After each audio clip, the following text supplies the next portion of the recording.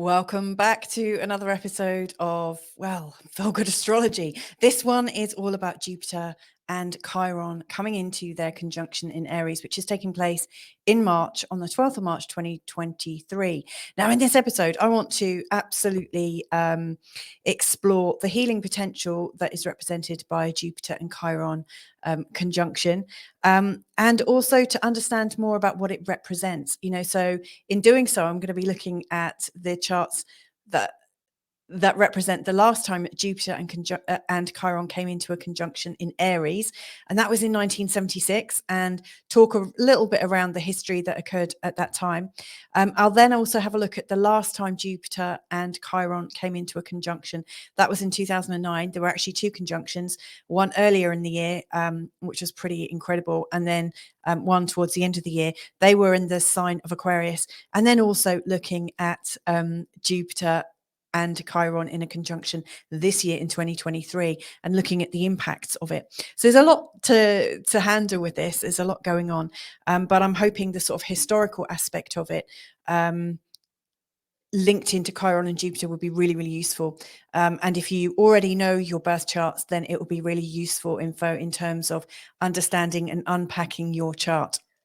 So hands up who's a little bit sort of curious about it, a little bit worried about it, and who's also like really feeling the energies of it. I've got my hand up because I'm definitely feeling the energies of it coming in. I mean, in truth, it just doesn't happen on a day. The charts I've drawn up are for the exact moment that Jupiter and Chiron were in a conjunction. But for instance, in this year, they started to come into a conjunction on January the 22nd, when there were 8 degrees separated, and they're already moving closer and closer. We've still got a month to go. I'm recording this on the 11th of February. They're going exact on the 12th of March. From February the 23rd, it's going to really heat up. In fact, at that time, Jupiter and Chiron are making aspects to both the moon and also Venus, which are kind of sort of giving us a bit of a sort of heads up flavor of what's going to be occurring. And then it's exact on the 12th of March, and then it plays out really until the 25th of April. Now, the thing to know about these aspects is they happen every 14 years or so. So they are kind of generational, not quite generational, but they have a generational feel.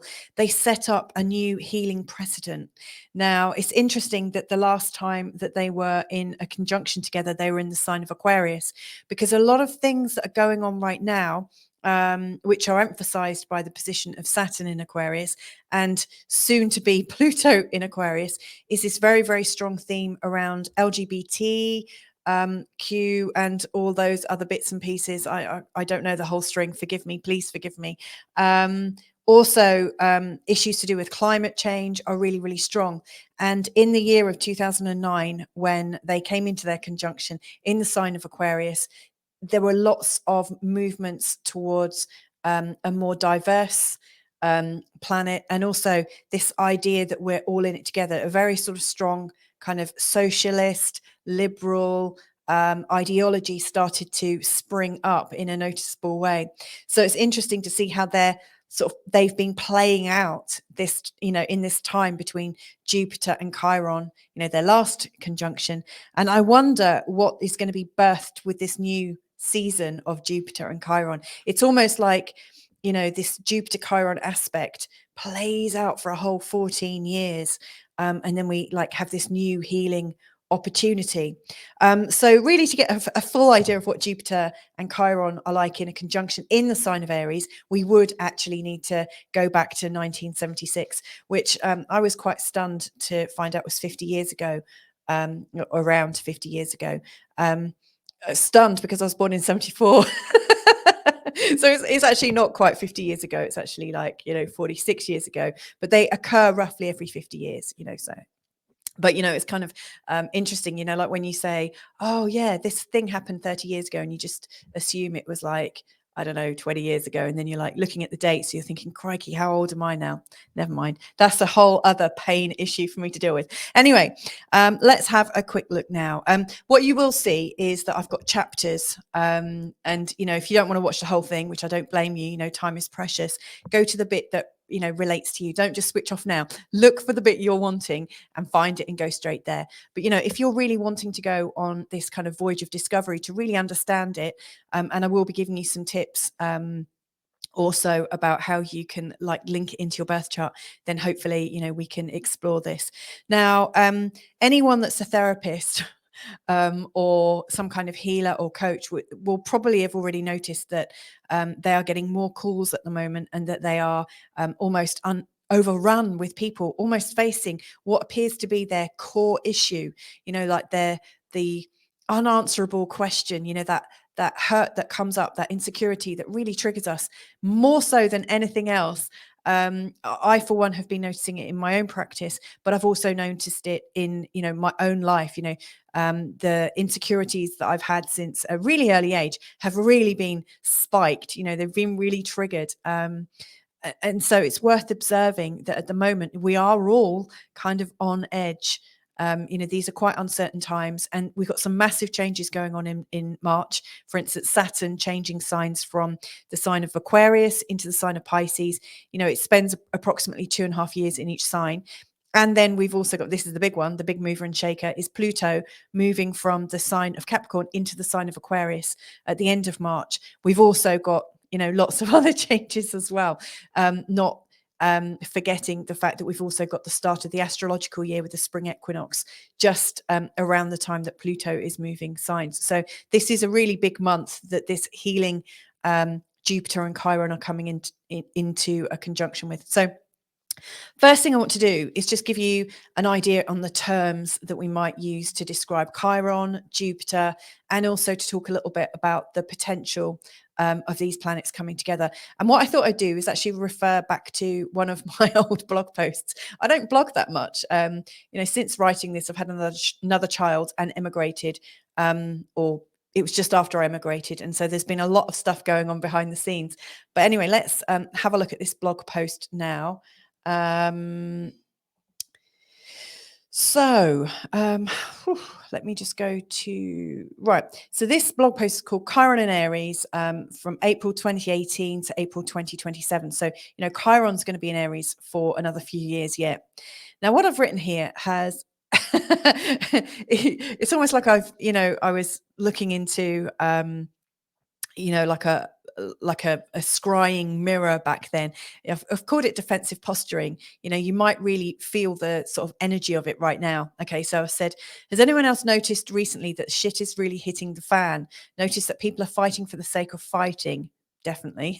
The social media is getting a little out of hand, and people are projecting their anger, that our governments are advocating war. This is written like back in 2018, mostly against the will of the people and on dubious grounds. It seems like things are getting a little leggy on planet Earth, and no, you're not imagining things. There are a few astrological culprits I've seen quoted in this. And, I was talking about Mercury retrograde and Uranus and this, that, and the other. But anyway, who is Chiron? Who is the wounded healer?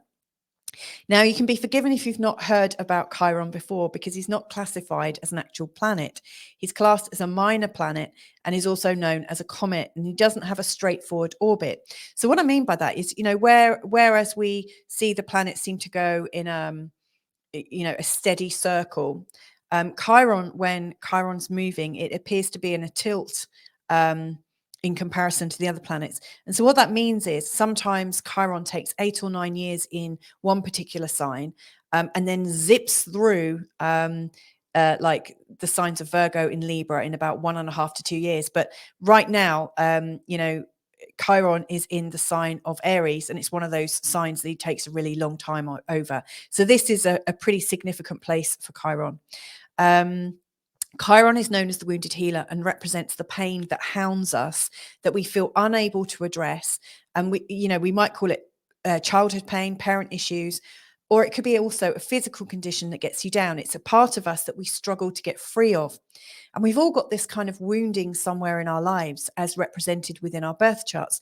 For many of us, the wounds are obvious, for everyone else to see, but we're quite unconscious to it, hence our inability to face it head on and relieve it. It's a condition we feel a victim to. Now, in Greek mythology, Chiron was a gifted healer and a wise teacher. So he also shows where we have the potential to heal others, but also how healing can take place. And it also shows us how we can become a gifted healer and also find a huge level of mastery. I really like that about him. Because of Chiron's orbit and how he moves, Chiron seems to come in from outside of Uranus and on the and through the path towards Saturn. So Chiron's path isn't very straightforward. It really varies, but essentially what Chiron's doing is bringing the knowledge out of the outer planets. So for instance, the outer planets we consider to be Uranus, Neptune and Pluto. I mean, some people argue that Pluto's not actually a planet, but I'm going to use him as a planet because anyone that's been through a big Pluto thing in their chart will know it definitely has a huge impact on us. Anyway, so Chiron, comes into the outer, like goes beyond the outer planets, or sort of comes into the area of the outer planets, and it brings some of the unconscious mind. It carries the flavor of unconscious mind and generational stuff and planetary stuff and stuff that's not so personal. It's stuff that goes beyond our remit, and then Chiron drags it in towards Saturn, which shows us how we're kind of grounding the worldly information and the worldly effects into our actual personal lives. So Chiron is also like a messenger. And so it's definitely a place where we can feel very, very vulnerable because it represents lots of very new things. Now, just going to go back quickly because I've got Chiron in a nutshell. So Chiron shows up as a teacher, guru, new belief system. That's cool. A physical healing challenge, often relieved by natural lifestyle changes and self-healing.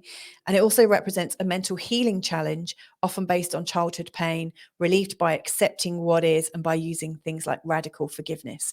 Chiron can also lead to a sacred journey, a passage, gateway, transit, or portal to a new way of being. I was definitely in a big hippie phase when I was writing this in 2018. A healing relationship often shows more authentic work, more responsibility, like caring for another. It shows a connection and a deeper sense of self. You become the teacher. And this is the biggest one, I think, is you take responsibility for your own healing. So it's very much like doctor, heal thyself. Now, we've also got the energy of Aries, because Chiron is in the sign of Aries, and Aries is always about individuality and independence.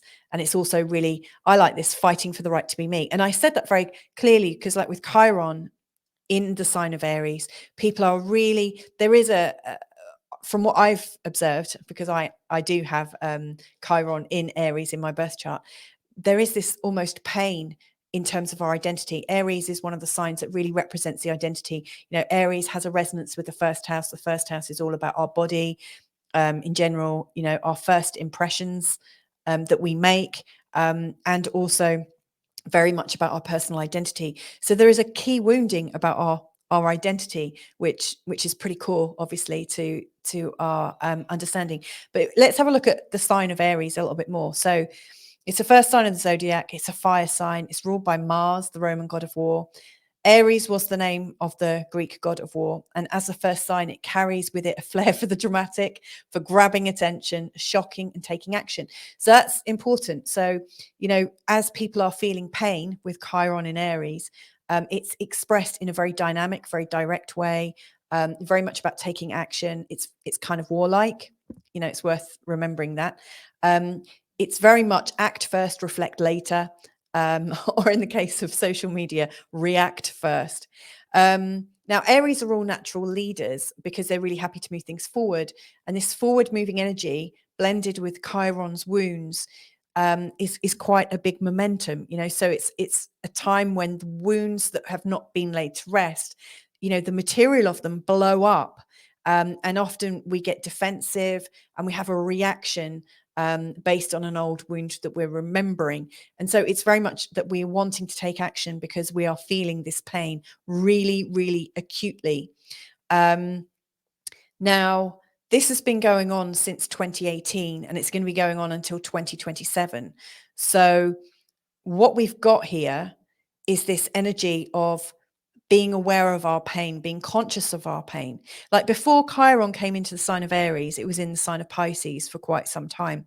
And when it was in the sign of Pisces, like Pisces represents the unconscious mind. It represents where we might not be completely confident about what's going on. You know, it might be slightly in our blind spot, it might be in our memories, it might be in the unconscious mind or the collective unconsciousness. And so our pains, we couldn't quite articulate them, but in the sign of Aries, we've been able to articulate our pain for quite some time. Hence why I think people are so offended. We are literally living in this age of offense right now. So this is big. This is big. Now we've got Jupiter in Aries. Now Jupiter goes into Aries roughly every 12 years. You know, it moves through approximately one sign every year. And Jupiter is a planet of expansion. You know, Jupiter is the king of, well, it's also known as Zeus. You might think of him as thunderbolts and lightning. You know, this is about expansion. This is about having hope and optimism. I know thunder and lightning doesn't really sound like that, but you know, it's like a bolt out of the blue, you know, and it's like Zeus and Jupiter are like the god of the sky. And I can go into that. In fact, I'm going to be doing another recording very soon about like Pluto and Uranus and Jupiter, the outer planets, and a little bit of Greek and Roman mythology and stuff. So we'll find out a bit more about Jupiter. But in astrology, you know, Jupiter is the natural ruler of Sagittarius and Pisces.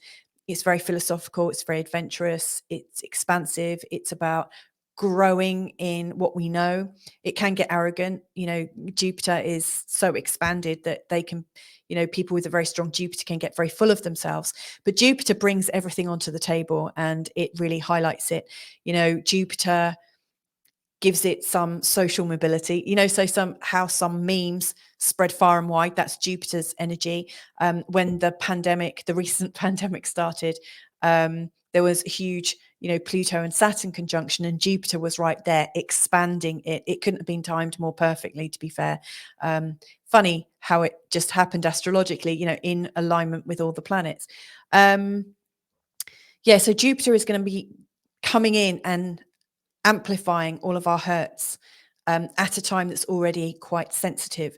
So this is a time for us to really kind of gather up all that's left unhealed, unsaid, needing to be expressed, because it's our opportunity to clear a lot of pain, a lot of things that are holding us back. And it's a huge opportunity. I see it's a massive opportunity. Like when we use Jupiter in a great way, we expand in stature. We become a much better person. You know, we become, I'm not going to say responsible necessarily, but we are people with vision. You know, one of the gifts of Jupiter is to see beyond the limitations and to see where there's vision. You know, Jupiter is very visionary, and also very spiritual, and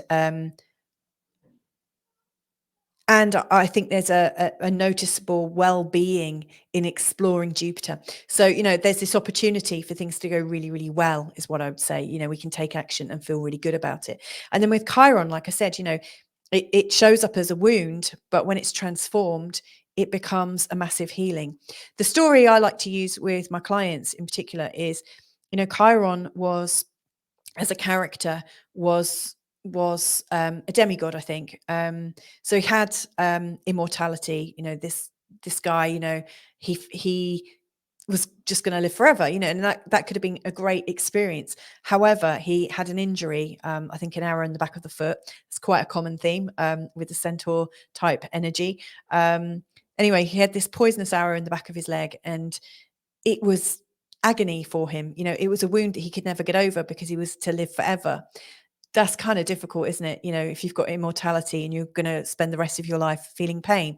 So he had this very strong physical pain, which he couldn't transcend. He could help heal everyone else, and he was a master healer, very good at giving healing to people, but he couldn't transcend it. And what he had to do to be able to let go of the pain, and it was very clever of him, he traded in his immortality with a human. So he became mortal. So he rendered himself vulnerable. And of course, once he did that, once he became immortal, he was able to transcend and process the poison and it killed him. However, he was out of pain, and that was the most important thing. And so, you know, I share the story not to say the pain is going to kill you necessarily, but because I don't think that's very much feel good astrology, is it? That's kind of like feel terrible astrology. But what I like to share that is when we face our pain head on and we accept it as part of the condition, and we say, okay, there's nothing I can do about this. I'm just gonna be in my pain right now. I'm gonna let it happen. I'm gonna feel it. Let's see what happens. You know, often when we actually kind of surrender or yield to the pain that we feel, it doesn't actually kill us. You know, it feels uncomfortable. We're not used to doing it. We're used to being very distracted to get over feelings of pain and situations in our life that really aren't very positive. We're very good at distracting ourselves and never having to actually process it. But what's going on at this time is you've got this magical moment to face it, accept it, breathe it in, almost allow it to come into your body, and then see, you know, because our bodies are designed to process things, you know, like we have a drink, goes right the way through us, and it comes out changed. It comes out as urine. So it doesn't, you know, the water turns to urine because we process everything. It's the same with the food that we eat. It comes out the other end as feces. Everything we do, like every idea that we hear from somebody, we process it ourselves, give it a new feeling, and everything is changed through the human condition. And I just really think that the difficulty with trauma, which is represented in our charts by Chiron, is that most of us, rather than sit with our pain, we kind of put it on a mantelpiece. You know, we put it on our fireplace and we kind of look at it. We're always aware of it. You know, I realized, and you know, this is not to highlight my mum or anything, but I remember she had cancer 25 years ago, and it was obviously a huge big shock to her, and she's still with us now, so she survived it. And yet it's still with her because she refers to it as my cancer. And you probably know people, in fact you might be somebody who you know, who talks about my busted knee or my condition, my this, my that, where we personalize something. And you know, the very fact that we are identifying a part of ourselves that is wounded is an indication that at some level we haven't integrated it. Because if it was integrated, you'd just be referring to your whole body. And in fact, you wouldn't be remembering this pain unless you were using it to help other people, you know. So what I really think is we're living in this time where we're encouraged to be distracted and not to deal with things. And we've got this perfect opportunity here to heal. And actually, I dare say, we don't just have the opportunity to heal, we almost have the imperative to heal, because Jupiter is emphasizing it all. So wherever you have a tightness, wherever you have something that feels painful, where you have a trigger, where something feels unfair, where you feel victimized, for instance, if you've received bullying before, you know, anything that is left unspoken, unsaid, undealt with is coming up at the moment for not just you, but pretty much everyone that has unhealed things to heal. And it's creating quite a big psychic surge of energy. So for instance, and I'll share just in a minute, you know, there were masses of different things going on in the research I've done. I've got these scrappy bits of paper with loads of notes on. The last time Jupiter and Chiron came together in, where am I looking? Well, actually, the last time they were together in Aries in 1976, there were loads of earthquakes. Now, obviously, there are earthquakes all the time going on around the world, but you know, we had some really big numbers of fatalities. So, for instance, there was an earthquake in the Philippines following a tidal wave, or an earthquake that created a tidal wave, killing over 5,000 people. There was an earthquake, a massive one in China in 1976. You know, the last time that Chiron and Aries were together with Chiron and Jupiter were together in Aries, there was this earthquake in China. Now, I've seen two different reports with different numbers. So the lowest one was 242,000 people perished. The higher version was 655,000.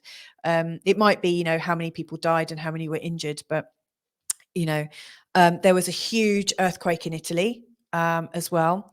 2 jets collided in Yugoslavia because of an air traffic controller error. That's obviously pretty big fatalities.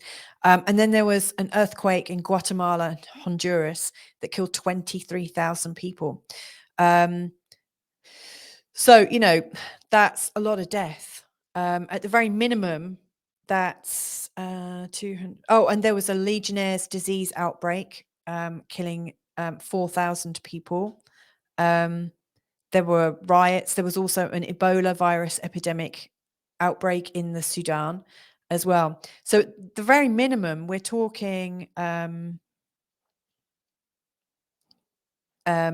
just under 300,000. But if that 655,000 deaths count in China is real, then, we're talking almost 660,000 odd deaths in 1 year because of different changes.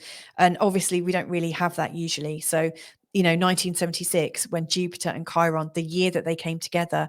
Now, they weren't all happening on that day, obviously, that happened throughout the year. But like I said, the Jupiter and Chiron conjunction has more of a generational effect. It has quite a big effect. So it's interesting to note that during that time, there was a lot of earth changes. There were 2 apparent epidemics. There was also a couple of big political things that came up, like Jimmy Carter, who wasn't the person that people were expected to win and become president.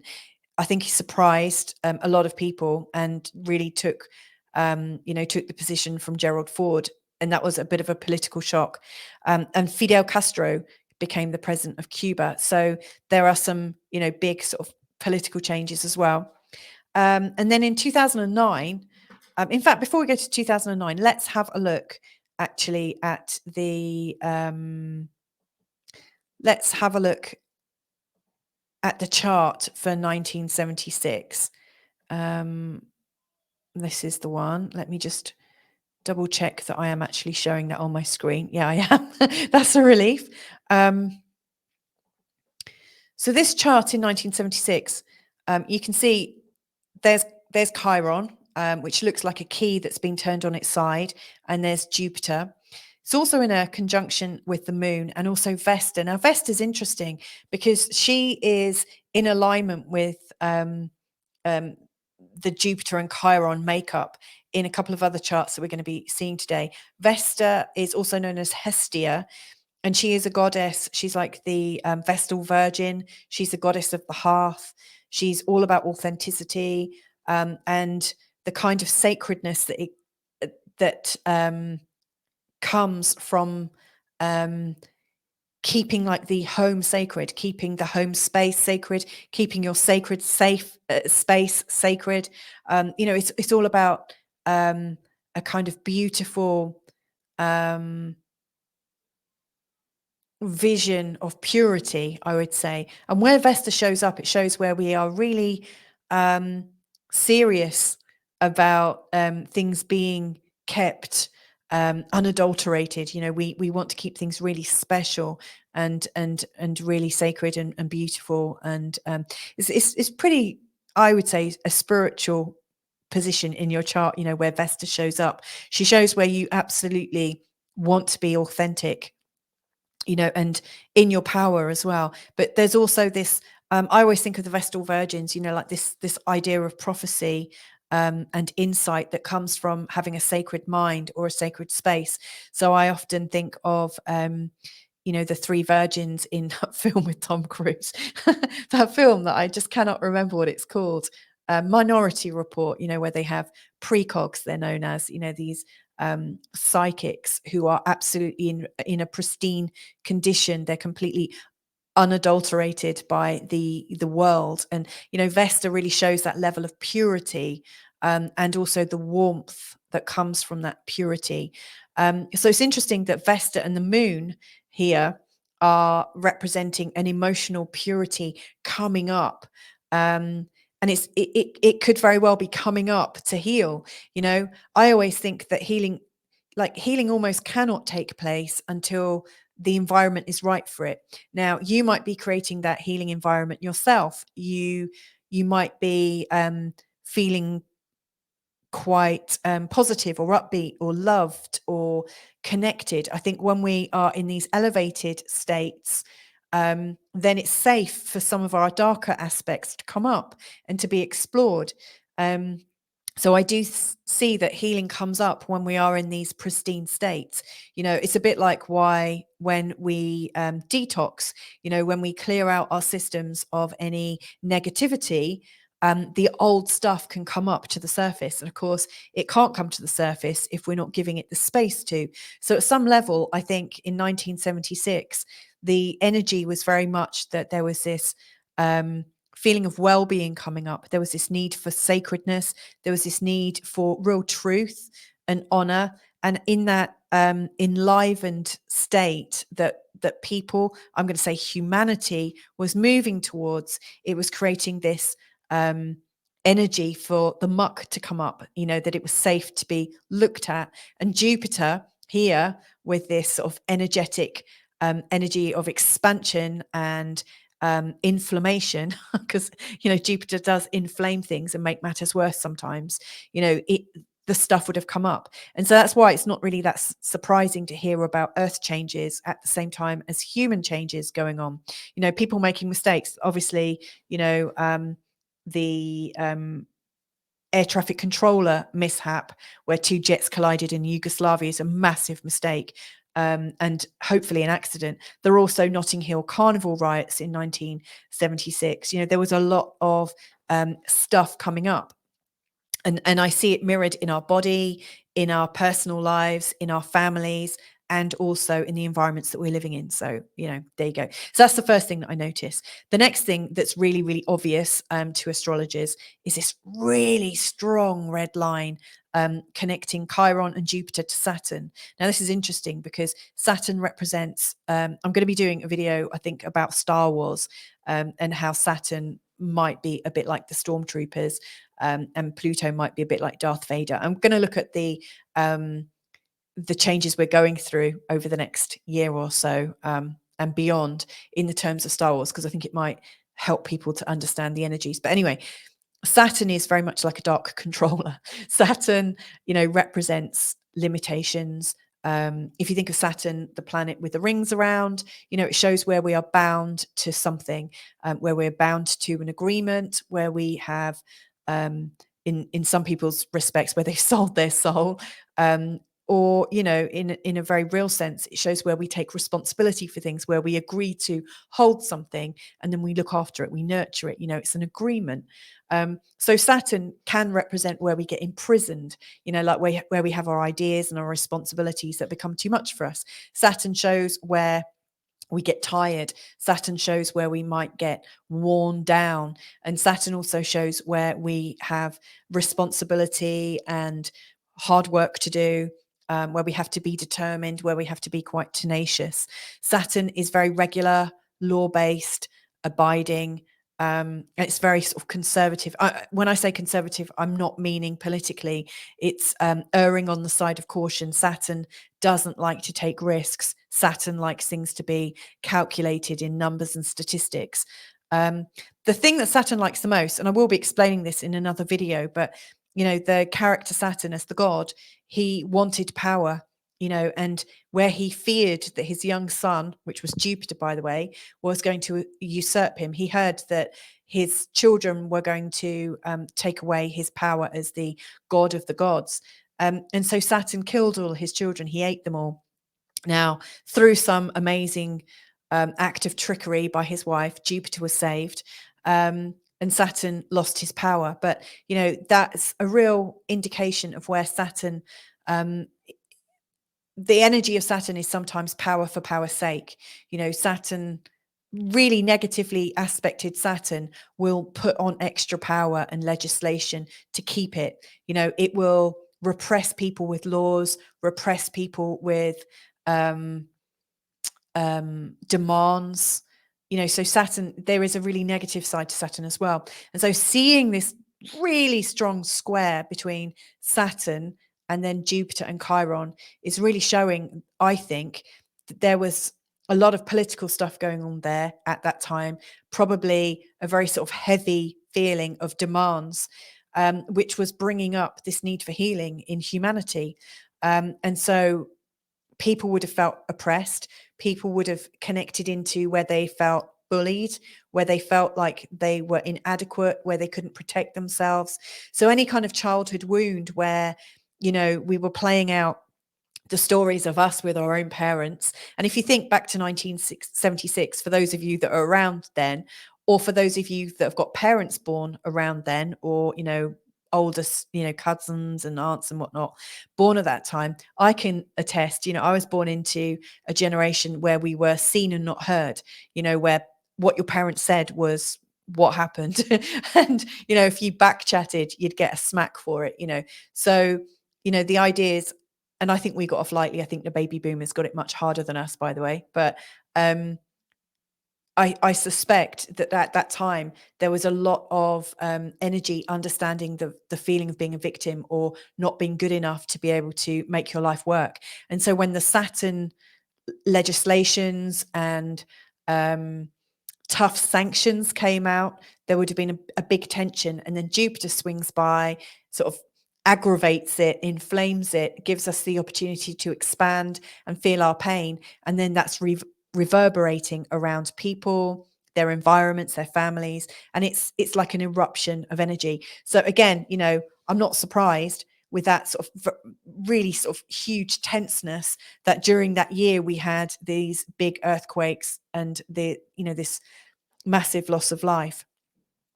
Other things I think are interesting to observe around this time. Where am I? Mercury is also sort of playing into this, and also Mars, so the idea of healing and mastering our healing at that time was also energized by Mars. It was giving us a little bit more fight. And also it was activating us to be able to talk about things. So we're talking about a time when politically people were starting to talk more and to feel stronger. So we're maybe not feeling as oppressed as our predecessors. We are getting stronger generation by generation. And, there is this saying that we are standing on the shoulders of giants. Each generation gets a leg up because the previous generation does something to support us. I do think the generational bullying and how people, talk badly about the older generation and then badly about the other generation, the other side of them. It doesn't really help. We've all got our tasks to do within the time that we're born, and they become really obvious as you look at what's going on. So I would say that anyone born around 74 to 76, 77, they're coming into the time of when they're having their Jupiter returns. Their Chiron returns, like Chiron is coming back to where it was at their time, place, and date of birth.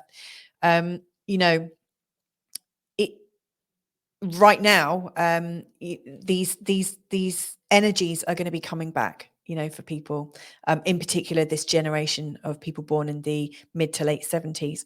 So anyway, the next time that Jupiter the last time that Jupiter and Chiron came into a conjunction that I want to have a look at, and that is 2009.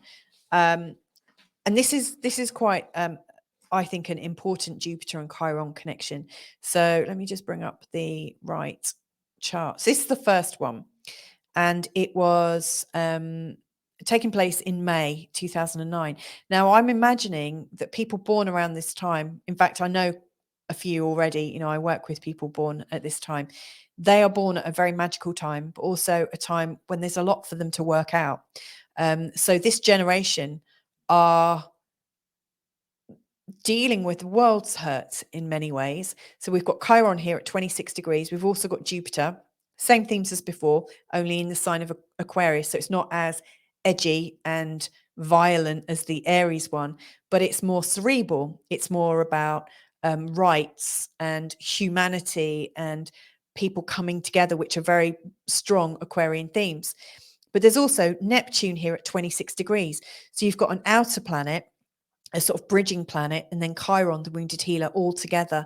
Anyone born with this stamp in their charts is going to have quite an important role, I would say, in years to come. And also, there's a lot for them to deal with, and we shouldn't overlook that. Also, there's Uranus at 26 degrees. So we've got two outer planets, Jupiter, bridging planet, and Chiron, all within 30 degrees of each other in the birth chart. This is really going to create, a really strong energy, for the people born around this time and for the world. It's like, I think what we need in the earth is born, it's a bit like saying what is what's best. And so these people born at this time have a very, very strong purpose. Later on in 2009, we get a second conjunction with here you see Chiron and Jupiter. They've both gone retrograde, and they're now just shy of 22 degrees in the sign of Aquarius. And Neptune is at 24 degrees. Funnily enough, Uranus has also gone backwards by 2 degrees. So they're all still, those four planets are, or four luminaries are, within 30 degrees of each other. So pretty much throughout the whole of 2009, these people born at that time have got this really strong planetary stamp, this really strong planetary energy that, we've yet to find out how it's going to impact Earth. These are almost like a new breed of humans that are coming in to help correct some of the things that have been going on. They've got a really important role. Now, in 2009, other themes that were going on, let me just take this chart off. We had this is kind of relevant how it's all coming up again. The Bitcoin network was created. Barack Obama was voted in. There was a nasty nursery attack in Belgium, a big oil spillage in Kenya, 113 dead, a massacre in Bangladesh with 74 killed, Sri Lankan cricket team attacked by terrorists. Grindr was launched to the public, that app. Now, here's where it gets interesting. Swine flu. So a global pandemic, and it came up in March, then it came up again mid-year in June, and then at the end of the year in December, the WHO, the World Health Organization, announced that 208 countries were part of this global pandemic of swine flu, or H1N1, as it's also known. So there's this, this is the second time that we've had the idea of a global pandemic. If you go back to 1976, there was the Legionnaire's disease and also the Ebola virus pandemic. And now we've got the swine flu 14 years ago, or around that. There was also another mega earthquake in Italy. 250 people died. There were bombings. There were Jakarta bombings. There was also Baghdad bombings. And there was a tsunami that killed 200 people and 150 were injured in the Samoan Islands. So there was not so much energy towards the earth changes. Sure, there were a couple of earthquakes. But the pandemic information still held true. And it's kind of interesting, isn't it, that, we're also in a time post-pandemic, but also a lot of governments are just announcing, they're really sort of tentative, and they're talking about these ideas of more pandemics or more, I don't know, like there's more to come. It's almost, when I hear news announced, I sometimes think they're sowing the seeds rather than actually reporting on what's going on. Sometimes I think they're trying to pre-warn us so we start to create it ourselves. Anyway, that's by the by. What I do notice about the 2009, which really stands up in terms of the Aquarian energy, which I said at the start is very much about sort of liberal, socialist ideas of diversity and people coming together. So like we've got the start of Grindr launched to the public. There was also 2 female prime ministers successfully brought in 2009, one in New Zealand and one in Iceland. The female prime minister of Iceland was also an LGBT advocate. So again, all of these themes, which are very Aquarian themes, were on the table as something to heal or something to notice and something to recognize. There was also open borders announced between Turkey and Armenia. So again, that's another current theme. There's a lot going on borders. So there's borders being protected around the Ukraine. That's a really big issue, is like, where are borders right now? And then there's obviously a big hoo-ha about the borders between, the south of America. We've also got other themes. So we had the first International Day of Climate Action taking place in 2009. And towards the end of the year, Barack Obama was given a Nobel Peace Prize. So there's this idea. Oh, yeah. And then a freak thing. Jeddah was flooded with 3 years worth of rain in 4 hours.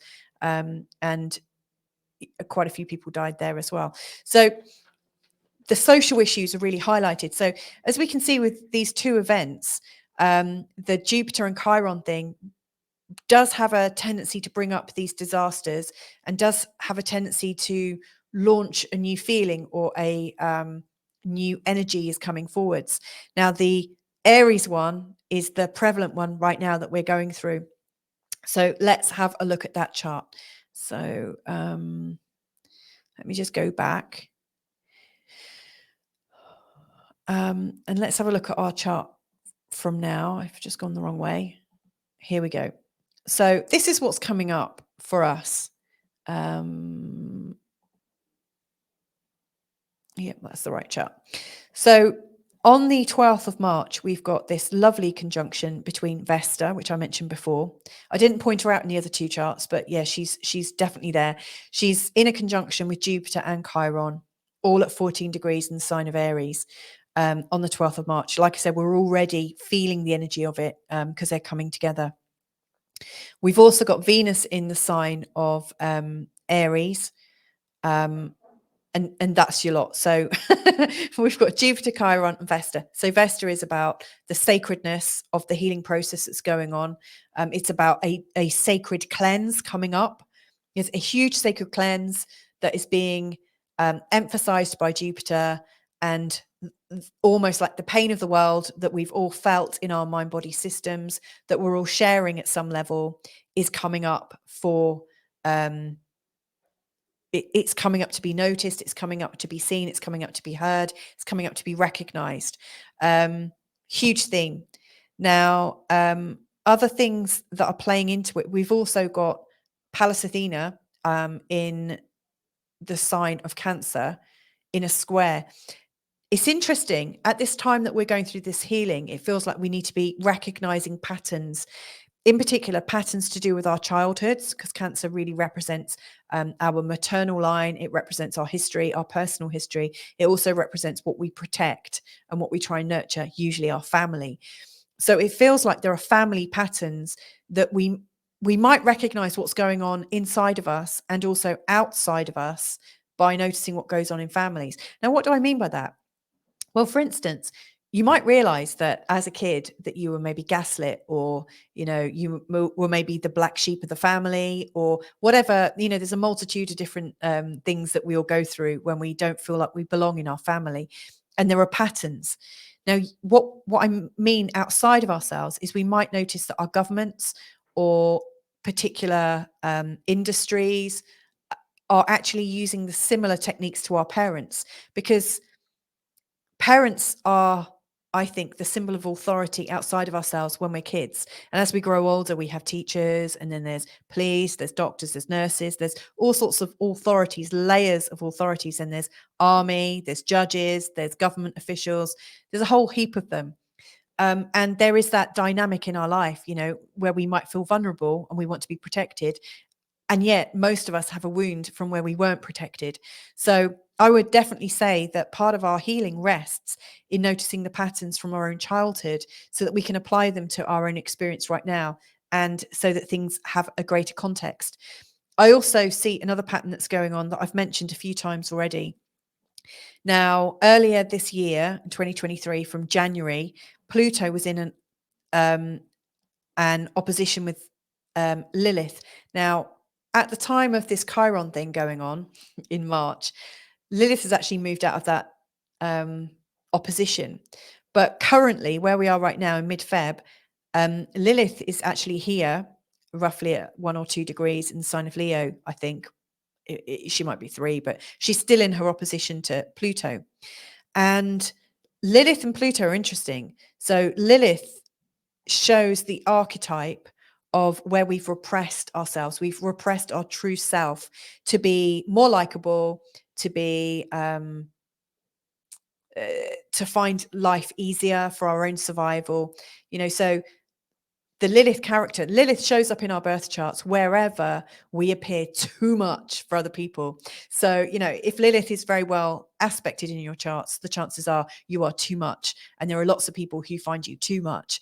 And at some point, you've probably suppressed yourself. You might have felt like the black sheep of the family. You might have felt even cast out or thrown to the wolves. In fact, the Lilith archetype really feels like she was betrayed. She felt like she was thrown to the wolves. She was cast out for being too much or for pointing out the bleeding obvious, so Lilith is the character in the family that says, hang on, what is this? There's some kind of family bullshit going on. You're all lying. You're all playing games. Take your masks off. Show what's really going on. The Lilith person in the family will stand strong.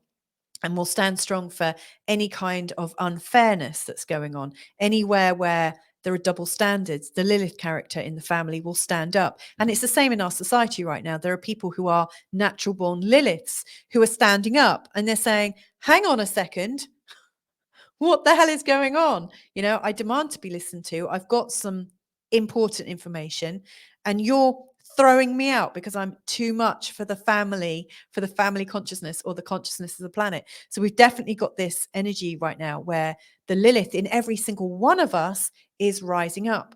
Now, who is Lilith working against? She's working against or working in collaboration with Pluto. So Pluto is opposing her. Now, earlier in this show, I said that Pluto was like Darth Vader.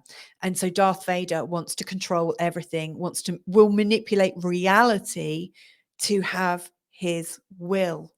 Pluto will take a lot of pleasure in that force to shut Lilith up, to stop her. And so at some level, this is the energy of a powerful man versus a strident woman who is fighting for her rights and who gets quashed or squashed. I don't want to turn this into a sex or gender debate or like a race debate or a political debate, in fact. But what I want to point out is the energy of suppression and oppression are really, really real. And the truth is, when we first come against this energy in our own personal lives, what actually happens is we are the ones that choose to suppress ourselves. So we will be really bullied, or we might be really shouted at. We might be really shamed, really embarrassed. We might be guilted. We might have like all these, these things that people say, like parents say, and they say it and they're not very thoughtful in the way they say it. But look what you've done to me. Look what you've brought me. What did I do to deserve you? All of these kinds of things, And so as small children, who actually, I think everyone is born perfect and healed and whole, our little baby selves, we're in this awful space of feeling like, oh my goodness, what did I do? Oh, I've upset my mum. I'm going to have to just make myself a little bit less too much. And so we start that strategy ourselves through no fault of our own, really. Our first mistake as human beings is to believe that we aren't perfect. In my opinion, this is just my opinion, by the way. And obviously you'll feel free to have your own. I have no problems with that. In fact, I'd love to hear them. So pop them in the comments. But anyway, our first mistake as human beings is to recognize that we are not perfect, to listen to the people above us telling us how awful we are and what what a misery it is to look after us and this, that, and the other. And so these are the things that are playing up right now. So if I was to give you any guidance today, my guidance would be to you is start working on this now. Notice where you're feeling triggered. Notice where you're feeling bullied. Notice where you're standing up for the oppressed. Because actually what you're doing is you're projecting your own hurts onto another group of people, and seeing them as hurt and seeing them as needing help. I'm not saying people don't need help. But it's an interesting situation, like a lot of people that believe in astrology and a lot of people who believe in helping other people, they also tend to believe in the law of attraction. Now, if we are standing up in our hurt selves, not realizing we're hurt, but projecting all of our thoughts of hurt and healing that we've experienced and projecting them onto other people, we are creating more of that for the people that we think are oppressed. So the more we're seeing them as hurt and damaged, and in need of help and this, that, and the other, the more we're adding to the fact that they can't resolve things themselves. So I'm not saying it's not okay to want to help people, but be really careful at this time. Notice where you're projecting onto people that they're helpless, and notice the difference between helping someone that's helpless or helping someone because you just want to offer them some support. So my advice is, realize why you're feeling triggered right now, associate it back to what happened to you in your childhood, and sit with it, feel it, think, was it true? What did I learn from that? Realize, was my parent fair at that time? Was the teacher, was the school, was the law, was the authority, were the rules? Were all of these things actually put in place to help me, or were they put in place to bully me or to suppress me or to shut me up? And get with that core drama that you're going through at the moment. If we can feel it ourselves, if we can process it ourselves and realize it's not going to kill us, then the chances are we'll be able to help a lot more people, because the vibration of humanity will rise up. We'll all feel more healed. And the more you heal yourself, like your act of complete healing will send out that healing vibe to so many more people. Like every person that frees themselves and heals themselves is raising the game for everybody, and making it easier for those people that you might be judging as in need of help. You'll be raising the game for them as well. So that is my advice for dealing with this time. We are going to feel triggered. We are going to feel like we want to take action. It does look like it could be bloody, because if you look at the past one in Aries, there were earthquakes. We've already had some earthquakes, and weird earth occurrences. It was warlike. There were floods, there were earthquakes, there was a massive loss of life. There were also global pandemics. All themes are going on right now. And funnily enough, the themes from the last Chiron and Jupiter conjunction of looking after the LGBTQ, etc. community, raising those issues, looking at climate, there's a whole heap of it. And of course, this one will also have a load more themes, which will be added into the next Chiron and Jupiter conjunction. The more we heal, the easier we're making it for the next generations down. And one of the things that I'm really keen to do with my good friend Rick Purcell is to help and work with the younger generations right now, because the future is in your hands. And I don't think you should have to do it alone. Let us, reach out to us. We've got some things that we want to share with you and help. We all need these great people in our lives. These wounded healers come good, because what happens when us wounded healers, what happens to us when we come good? We become gurus. I'm not saying we're going to be gurus, but we become these enlightened beings. We become people who are good elders. We have this feeling of eldership. And right now, don't you think it would be a better place if we had some better elders in place, other than the decrepit politicians that you see right now on television and on your media? Wouldn't you like a new breed of elders that are really responsible and really not saying one thing and doing the other thing behind the scenes? So let's get this right. Let's use this opportunity. Let's heal what we can. Let's reach out when we can't, but feel it. Allow yourself to be vulnerable. Feel it. Allow it to come in. Realize it's not going to kill you, and allow it to change you. Together we can really do this. Anyway, thank you so much for listening. If you've got this far, it's a whole whopping hour. Wow. Thank goodness that YouTube gives us these chapters that we can zoom through. If you want to know any more about Chiron, then I've got a playlist about Chiron. You know, if you know where Chiron is in your birth chart, look it up. I've got a whole series of videos, Chiron through the houses. So if your Chiron's in the 4th house, you go to that one, listen in, and it'll give you an idea as to how you process your own wounds and healing. For instance, Chiron's in my 6th house. There's an episode there, goes all the way around. But listen in, there's a lot about Chiron on this channel.